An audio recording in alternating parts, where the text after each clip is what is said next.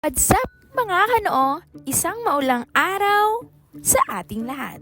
Nais ko nga palang ibahagi sa inyo ang recipe ng tinatawag naming sinaing sa asin dito sa aming probinsya ng Marinduque, particular dito sa bayan ng Buena Vista.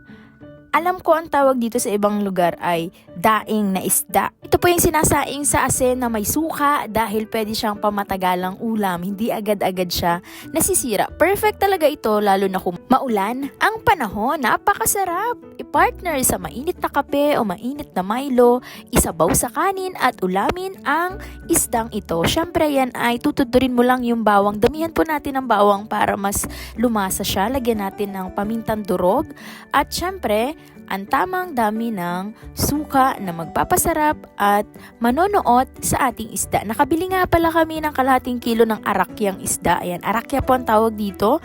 Naalala ko si tatay pag wala kaming ulam before, siya ay nagkukuting-kuting at nakakahuli siya ng ganitong isda. Masarap siyang prito, gata at syempre sinaing sa asin.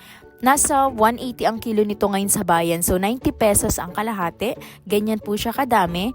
At syempre hindi dapat mawawala sa sahog ay ang asin. Medyo damihan nating asin kasi hindi naman siya aalat. Sakto lang siya kasi meron siyang sukang pambalanse sa lasa. Pakuluin nating mabuti. Hindi na po namin nilalagyan ng tubig para mas masarap at mas lasang-lasa yung pagkasinaing sa asin niya.